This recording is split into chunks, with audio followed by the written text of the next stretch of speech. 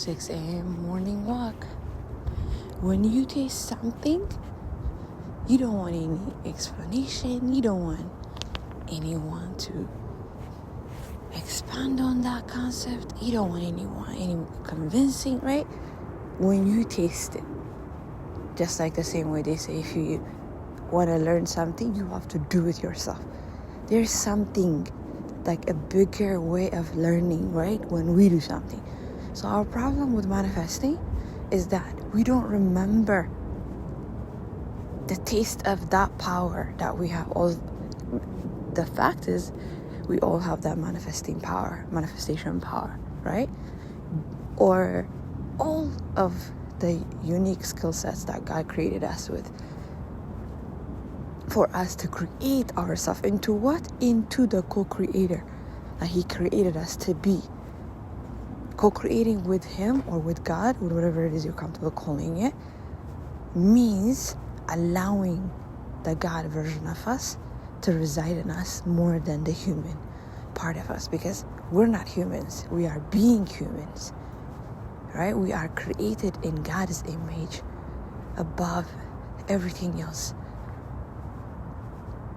given power over everything else on earth. That's why we are the last creation.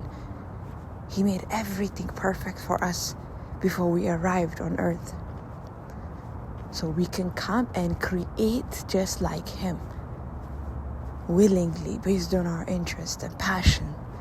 When you know God, when you find God, what does it do? When you find passion, you found God, said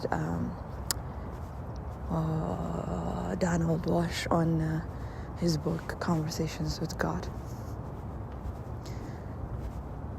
right? So the problem with us is not having, again, as Joe Dispenza would explain it, not having enough neurological pattern, because we have a neurological pattern with everything throughout the day, everything we see, touch, eat, feel, smell, the coffee mug, right? The workout routine, the co-worker, the roads we drive to work, everything. That's why we drive with muscle memory, right? We talk with muscle memory. We eat with muscle memory. We walk with muscle memory. We work with muscle memory. You're only focused on your first day. Maybe a little on your second day. Other than that, that's it. You're locked in. That's what the working world does to you, right?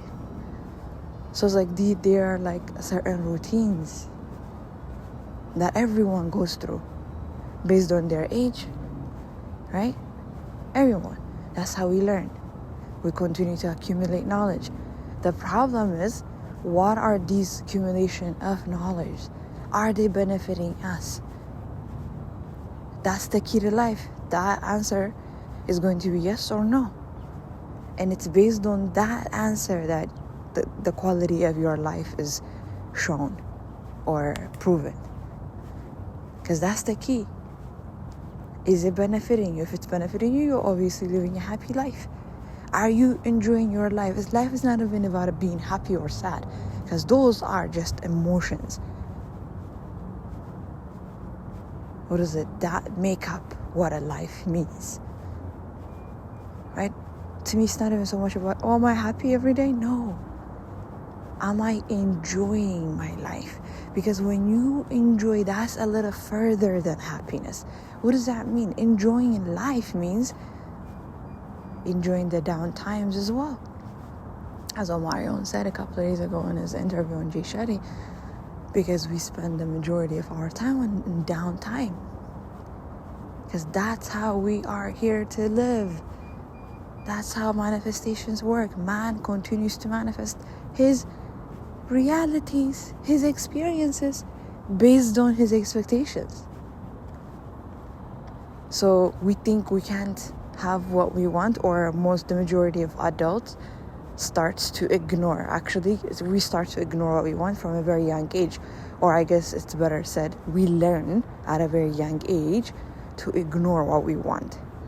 The first time I talk about this, a 4-year-old is told, no, you can't have this, you can't have that toy, no candy, da-da-da-da. The moment you start talking, you're no longer special. The moment you start communicating, all of a sudden adults just switch up on you. You're no longer that cutie, butty. So cute. You're no longer that. Because now you're speaking the language. You're like mini adult now. So it's as early as 3 and 4 year old is when we start picking up and accumulating energies. Because we are accumulation of energies. That's all.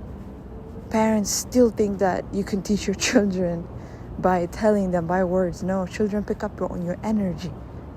They learn by observing you. They can't help it. That's how we are fucking operating. I mean, created to be operated. Literally. Conscious mind, subconscious mind, and the super conscious mind. We're like a radio wave. It's like on our conscious mind, there are things that we don't understand, but we continue to pick up on this wave. And that continues creating our reality.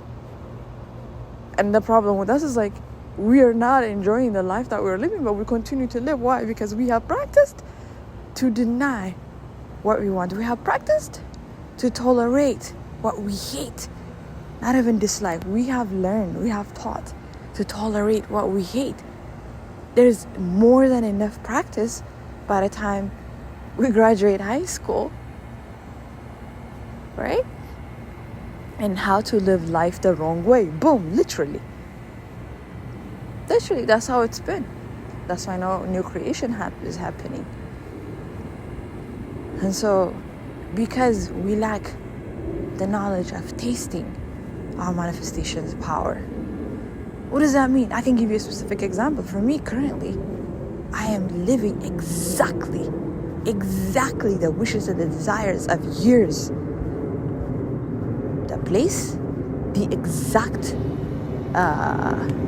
condo area, everything I wanted so bad. Matter of fact, let me even explain a little further. The condo, living in Vizcaya, I thought it was pushing it, like as if the universe can't make it happen, right? So I said, God, please, just please, as long as you allow me to live in Spring Valley, around, like the areas that I'm used to, God, because, it's not a new city, but I'm moving by myself, and if I live where I used to live, I won't feel as lonely as I would, right? So please just put me in Spring Valley. And that's where the Ethiopian community is too. Mainly to me, it was about knowing the area. And then God was like, okay, boom, right? But I thought like asking to live in Vizcaya meaning the place that I lived in 2013 when I moved with my mom and my brother. So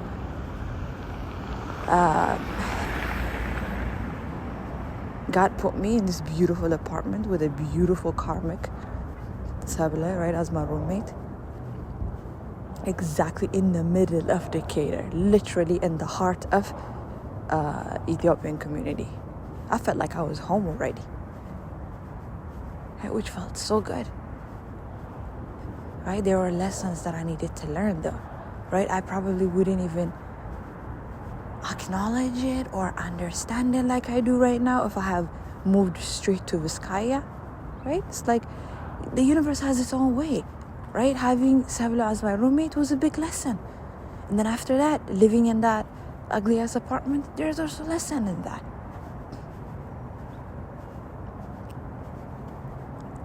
Right? So anyways, but now a year after living in that apartment, it's like boom, we moved into here. I know why we had to live in that apartment. It's like if we have moved in Vizcaya with 3 bedroom, the removing of Salam wouldn't happen. And if Salam was in my energy, I would not be where I'm at today, right? Her moving out expedited the process of my spiritual awakening more. My second spiritual awakening. And also, if we were living in this condo, right, we wouldn't need to move. That's it. We're going to be locked. Spacious, perfect for 3 people. But because that apartment was ugly, we were ready to move out. Right? And the process of me and Nathan living alone happened. Because God knows how low frequency Salam vibrates. Right? She was just a bad influence. But I still had to learn how my so-called motto that I created for myself, oh, I don't mind being alone, I can live alone, da, da, da. I mean, I was young anyways when I created that mantra. But God showed me, whether you are poor or rich, being alone for women is not good. Right? Salam being the poor version and Sabla being the rich version. I saw both sides. Right? Sabla is living the life that I thought I wanted. The riches, fashion, everything. But I learned, nah, it doesn't mean shit if you don't have someone to share it with. If you don't have someone special to share the things that you have, especially when you have nice things. When you're poor, wanting to be rich will actually keep you busy, like how Salam was. But it makes you selfish after a certain age, and it makes you savage. So you continue to lose, one, the lesson, two, the opportunities. It makes you a user. That's how she was. It's like, it was so out there, she didn't even know it, that she was a user. Anyways, that's not the point.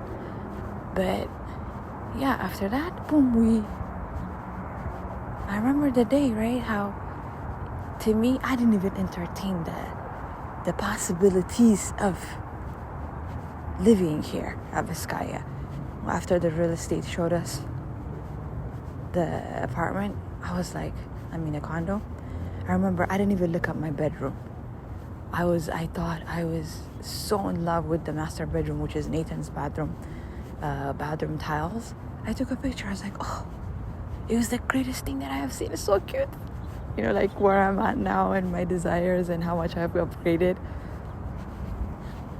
Right? I didn't even entertain it, that it was possible for me to live here. But boom, the universe is like, here you go, my child. And then come to find out, my bedroom was actually so much better. Like, it's like custom made, so much better than the master. Prettier tiles in the bathroom, prettier architecture in the bedroom, the curtains. It was just like, you can tell whoever lived there, they loved the second bedroom. I don't know why.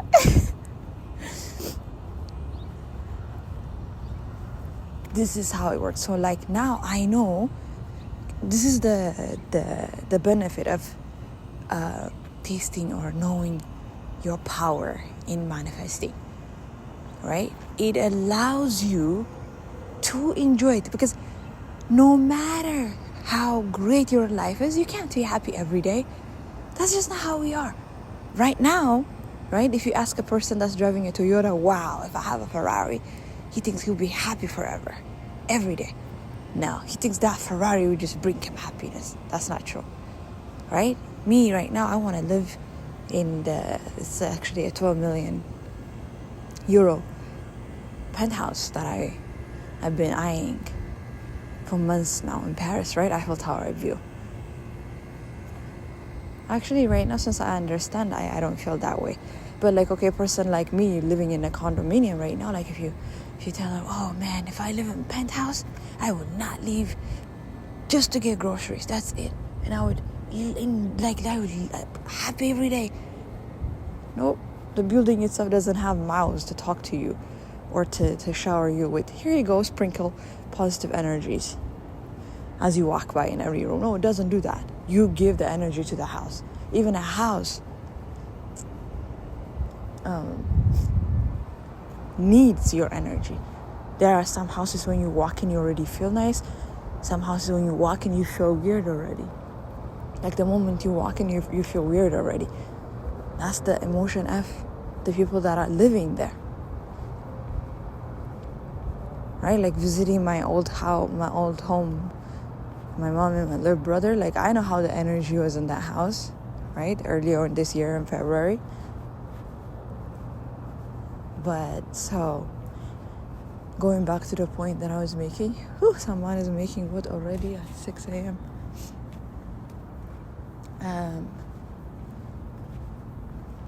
So the point is,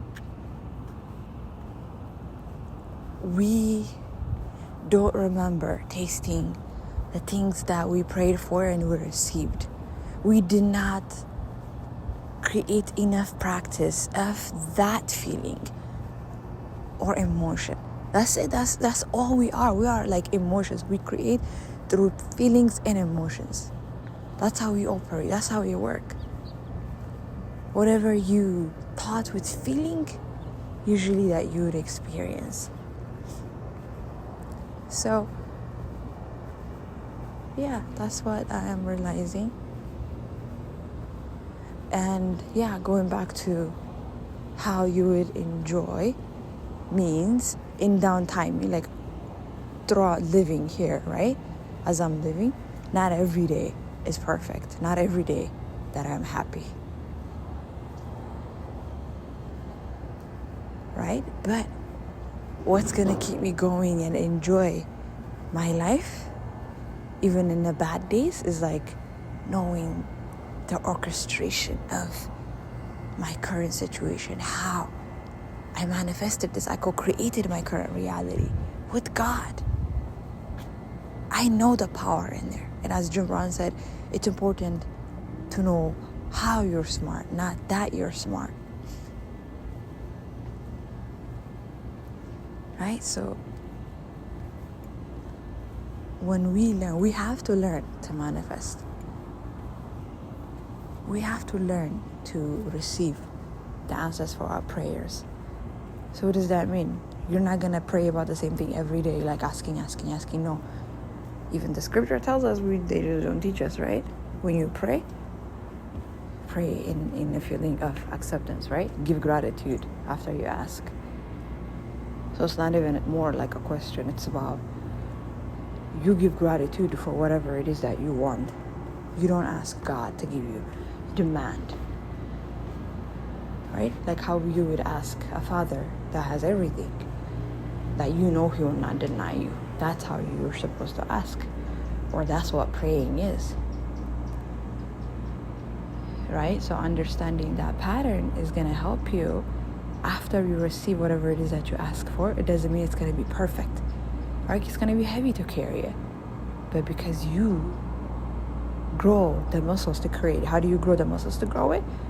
By understanding you have the power to receive or to get or to deserve what it is that you want. That's how it works. Yeah, I think that concludes. I can't feel my fingers. It burns, it's so cold.